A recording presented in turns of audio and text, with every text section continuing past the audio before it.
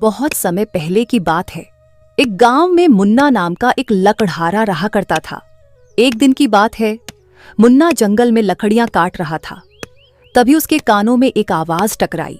मैं बहुत प्यासा हूँ भाई, बहुत देर से पानी की तलाश कर रहा हूँ। क्या यहाँ आसपास कोई तालाब है? मुन्ना ने जब पलटकर देखा तो उसके सामने एक सुंदर और सज्जन व्यक्ति खड़ा था, जिसे देखकर लग रहा था कि वो काफी अमीर होगा। मुन्ना ने उसके पास जाकर उससे पूछा, माफ कीजिए, आपको पहले इस गांव में नहीं देखा? क्या आप कहीं बाहर से आए हो? जी भाई, मेरा नाम सोहन है।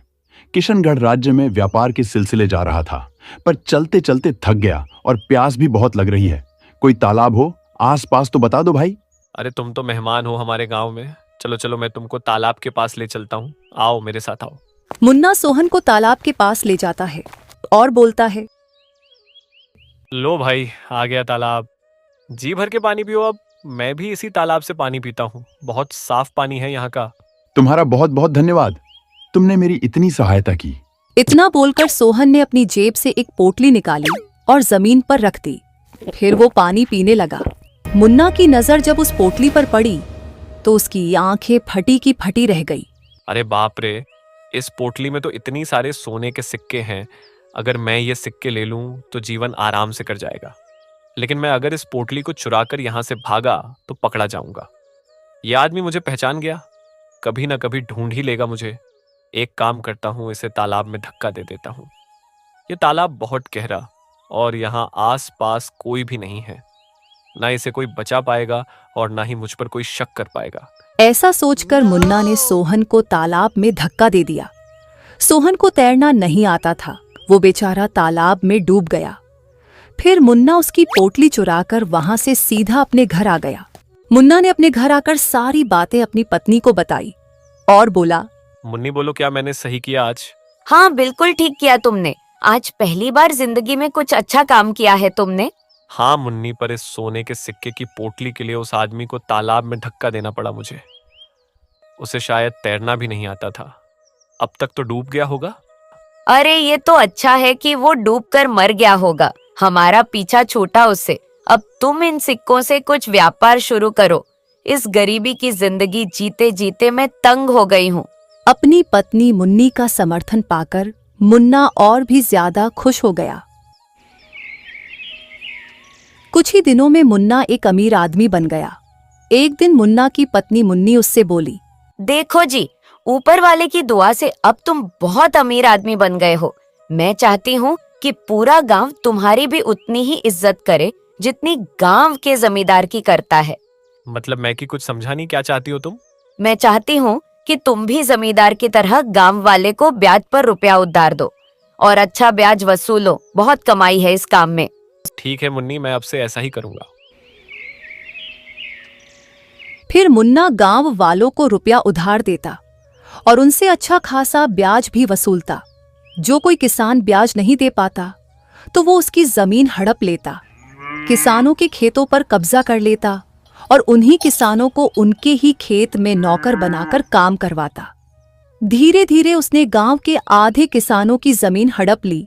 समय ऐसे ही गुजरता गया और कुछ समय बाद मुन्ना की पत्नी मुन्नी ने एक बेटे को जन्म दिया, जिसे देखकर मुन्ना बहुत खुश होता है और मुन्नी से बोलता है, अरे मुन्नी, देखो तो जरा मेरे बेटे को, कितना सुंदर है और कितना मासूम भी। हम इसका नाम भोला रखेंगे।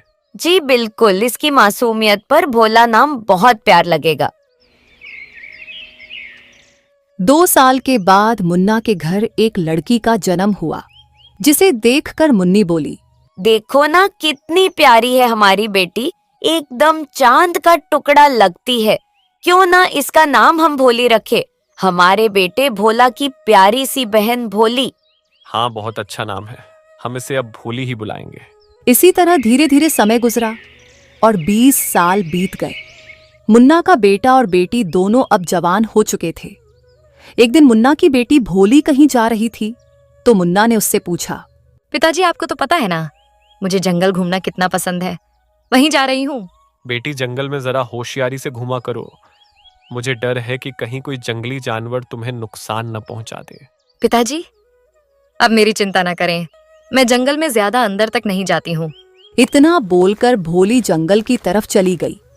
जंगल में पहुंचकर वो एक पेड़ के नीच बैठ गई।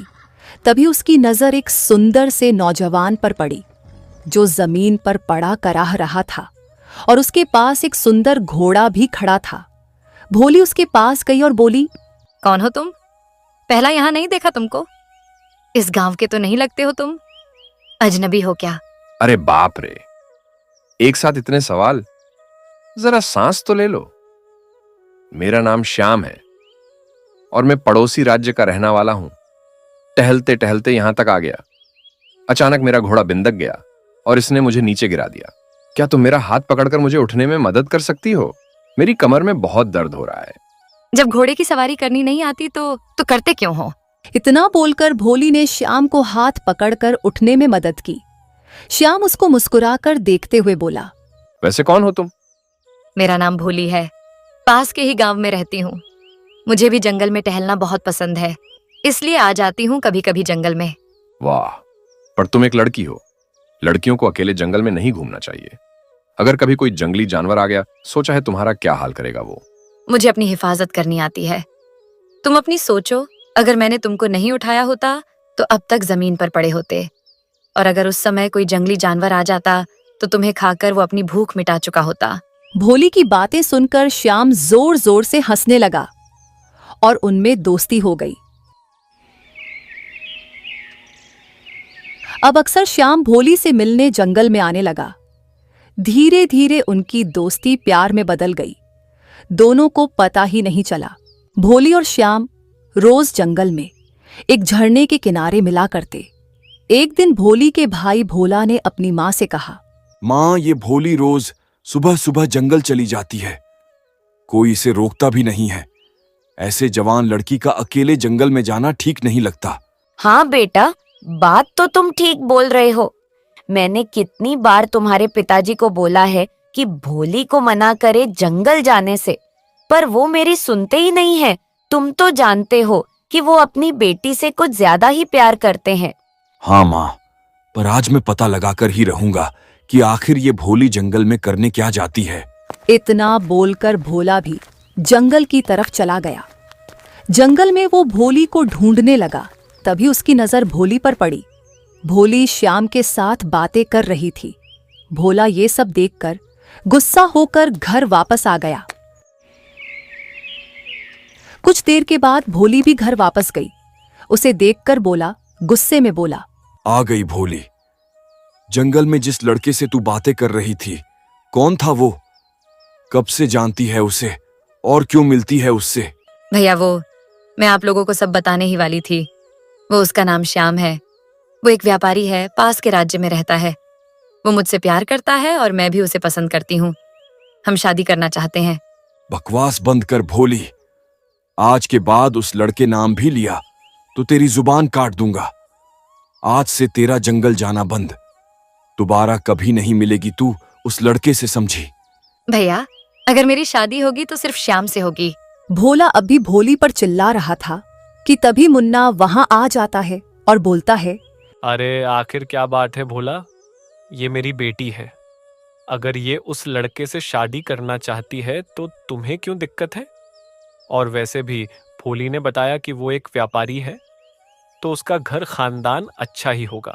पिताजी, आप समझते नहीं हो कुछ भी। भोली जिस आदमी से प्यार करी है वो एक डाकू है। मैंने खुद देखा है उसे मुसाफिरों के साथ लूटपाट करते हुए। वो कोई व्यापारी नहीं है, जंगल में ही झोपड़ी बनाकर रहता है। भोली के भोलेपन का फायदा उठाकर इसे बेवकूफ बना रहा है। ये सब सुनकर मुन्ना चौंक गया और गुस्से में भोली से बोला, भोली, आज के बाद तुम कभी जंगल नहीं जाओगी और ना ही उस लड़के से मिलेगी। मैं नहीं चाहता मेरी बेटी की शादी एक डाकू से हो। अपने पिता की बात सुनकर भोली जोर जोर से रोने लगी। अगले दिन सबकी नजर मिलकर वो फिर से श्याम से मिलने चली गई। अरे, आज तुमने आने में इतनी देर क्यों कर दी? मैं कब से तुम्हारा इंतजार कर रहा था। भैया को हमारे बारे में सब पता चल गया है। अब हम नहीं मिल पाएंगे। इसमें परेशान होने की क्या बात है? वैसे भी मैं तुम्हारे भाई और पिताजी से हमारी शादी की बात करने ही वाला था। भैया बोल रहे थे कि तुम व्यापारी नहीं हो, बल्कि तुम एक डाकू हो। सच सच बताओ कि तुम कौन हो। भोली ने अभी इतना कहा ही था कि उसका भाई भोला वह आ गया। भोली और श्याम को एक साथ देखकर भोला गुस्से में आग बबूला हो गया और श्याम से बोला, बस बहुत बेवकूफ बना लिया तूने मेरी बहन को। आज मैं तुम्हें जिंदा नहीं छोड़ूंगा, डाकू कहीं के। अच्छा, तो ये बात है। एक बार मुझसे झगड़ा करके तो देखो, मजा चखा दूंगा तुमको। मैंने क्या छुड़ियां पहनी हुई हैं हाथ में। आज देख ही लेते हैं किसने मां का दूध पिया है, किसमें कितना दम है। फिर भोला और श्याम में लड़ाई होने लगती है। तभी श्याम एक चाकू से भोला पर वार करता है। चाकू के लगते ही भोला वही गिर जाता है और उसकी मौत हो जाती है। ये सब देखकर भोली डर जाती है और चिल्लाकर श्याम से बोलती है, ये क्या किया तुमने? मेरे भाई को जान से मार दिया। इसका मतलब भैया सही बोल रहे थे, तुम एक डाकू ही हो। तुम्हारे मन में कोई इंसानियत नहीं है। मैं अभी जाकर गांव वालों को सब कुछ सच सच बता दूंगी। बताओगी तो तब ना, जब यहां से जा पाओगी। फिर श्याम ने एक सफेद पाउडर की पुड़िया निकाली और भोली की आंखों की तरफ उस पाउडर को उड़ा दिया। उसकी वजह से भोली बेहोश हो गई। उधर जब भोला और भोली सुबह तक अपने घर नहीं पहुंचे तो उनके माता पिता को किसी अनहोनी की आशंका होने लगी। सुबह हो गई है, ना तो भोला घर आया और ना ही भोली। अजी, मुझे तो बड़ी फिक्र हो रही है। मेरे बच्चे ठीक तो होंगे ना? फिक्र तो मुझे भी हो रही है मुन्नी। तुम चिंता मत करो, मैं अभी जाता हूँ उनको ढूंढने। वो दोनों पति पत्नी अभी बात कर ही रहे थे कि श्याम उनके घर आ जाता है। कौन हो तुम और हमारे घर में क्या करने आए हो? मेरा नाम श्याम है। मैं वही श्याम हूं जिससे तुम्हारी बेटी भोली प्यार करती है। श्याम की बातें सुनकर मुन्ना को बहुत गुस्सा आता है। वो बोलता है, अच्छा, तो तुम हो वो डाकू जिसने मेरी बेटी को प्यार के जाल में फंसा था। आज तुम यहां से जिंदा बचकर नहीं जाओगे। ओह अच्छा, तू मुझे मारेगा? पहले मेरी बात सुन के फिर सोचना क्या करना है। मैंने तेरे बेटे भोला को जान से मार दिया है और तेरी प्यारी बेटी भोली मेरे कब्जे में है। अगर उसकी जान की खैरियत चाहते हो तो 1 लाख सोने के सिक्के लेकर जंगल के तालाब के पास आ जाना। अगर किसी को बताया तो अपनी बेटी से भी हाथ धो बैठोगे। यार रब, ये क्या कर दिया तूने? हाय रे मेरा बेटा भोला, तूने उसे क्यों मारा? और मैं 1 लाख सोने के सिक्के कैसे लाऊंगा? उसके लिए तो मुझे अपनी सब संपत्ति बेचनी होगी। हाँ तो बेच दो, कैसे भी लाओ। मुझे बस 1 लाख सिक्के लेकर दे दो, वरना अपनी बेटी भूल जाओ। इतना बोलकर श्याम वहां से चल गया। बेचारे मुन्ना ने अपनी सब संपत्ति जमींदार और गांव के अमीर लोगों को बेचकर 1 लाख सोने के सिक्के इकट्ठे किए। वो उनको लेकर जंगल की तरफ चला गया। इधर भोली तालाब के किनारे बेहोश पड़ी थी। उसे हल्का फुल्का होश आता है। वो बोलती है, पानी पानी, थोड़ा सा पानी पिला दो, मुझे बहुत प्यास लगी है। तुम्हें पता है तुम्हें इतनी प्यास क्यों लगी है? क्योंकि तुम कई दिनों से यहाँ बेहोश पड़ी हो। पर मैं तुमको पीने के लिए पानी भी नहीं दूंगा। मुझे पानी दे दो, बहुत प्यास लगी है श्याम। पानी नहीं मिला तो मैं प्यास से मर जाऊंगी। ओह मेरी प्यारी भोली, मारती हो तो मर जाओ, मुझे कोई फर्क नहीं पड़ता। श्याम के इतना बोलते ही में भोली की आंखें बंद हो गई हों। भोली को मरता हुआ देखकर श्याम ने मन में बोला, अरे थोड़ी देर में मरती। अगर इसके पिता को पता चल गया कि ये मर गई है तो वो मुझे सोने के सिक्के भी नहीं देगा। कुछ देर के बाद मुन्ना भी वहां आ गया और अपनी बेटी की ऐसी हालत देखकर बोला, क्या हुआ है मेरी बेटी को? ये ठीक तो है? हाँ ये ठीक है। वो मैंने इसे कई दिन से खाना पीना नहीं दिया तो बस बेहोश हो गई है। लाओ मेरे 1 लाख सोने के सिक्के इधर लाओ। कितने जालिम हो तुम। तुमने मेरी बेटी को भूखा प्यासा रखा इतने दिन। फिर श्याम से मुन्ना के हाथ से सोने के सिक्के की पोटली ले ली और जल्दी से वहां से निकल गया। जब मुन्ना अपनी बेटी भोली के पास गया तो वो चौंक गया, क्योंकि भोली अब इस दुनिया से जा चुकी थी। नहीं या खुदा, ये तूने कैसा कहर बरपाया है मुझ पर। कौन से कर्मों की सजा मिली है मुझे आज? मेरी बेटी और बेटे दोनों को मुझसे छीन लिया। क्या गुनाह था इन मासूमों का। बेचारा मुन्ना जोर जोर से रोने लगता है। तभी उसे एक आवाज सुनाई देती है, ये गुनाह इन बच्चों का नहीं, तुम्हारा था। तुम्हारे कर्मों की सजा आज तुम्हारे बच्चों को मिली है। जब मुन्ना उस आवाज की तरफ पलटकर देखता है तो तो वहां एक जादुई भेड़िया खड़ा था जो इंसानों की भाषा बोल रहा था। मुन्ना, आज तुम्हारे कारण ही तुम्हारे बच्चों को अपनी जान गंवानी पड़ी। ये तुम क्या बोल रहे हो? मैं सच बोल रहा हूं। बहुत साल पहले तुमने सोहन नाम के एक व्यापारी को तालाब में धक्का देकर उसका धन चुराया था। ये श्याम उसी सोहन का बेटा है। सोहन को तैरना नहीं आता था, जिस वजह से उसकी तालाब में डूबकर जान चली गई। सोहन का भी परिवार था। जब तुमने सोहन को तालाब में धक्का दिया तो उसका परिवार भी जंगल में ही थोड़ी दूरी पर मौजूद था। उसके साथ उसकी एक बेटी और बेटा था। उसकी बेटी को शेर खा गया और उसके बेटे श्याम को डाकुओं ने पकड़ लिया। श्याम की परवरिश डाकुओं के साथ हुई और वो बड़ा होकर डाकू बन गया। पर समय का खेल तो देखो, तुमने लालच में आकर जिस आदमी की हत्या की और उसके बच्चों को अनाथ कर दिया, आज उसकी के बेटे ने बड़े होकर डाकू बनकर तुम्हारे बच्चों को तुमसे छीन लिया। ऊपर वाला कर्मों की सजा इस जन्म में ही दे देता है। आज तुम्हारे साथ भी वही हुआ जो तुमने सोहन के साथ किया था। ना तुम्हारी दौलत बची, ना परिवार। इसे ही कहते हैं जैसी करनी वैसी भरनी। प्यारे दोस्तों, हमें कभी भी गलत काम नहीं करने चाहिए, क्योंकि गलत काम का नतीजा हमेशा हमें खुद ही भुगतना पड़ता है। इसलिए हमें हमेशा अच्छे अच्छे काम करने चाहिए।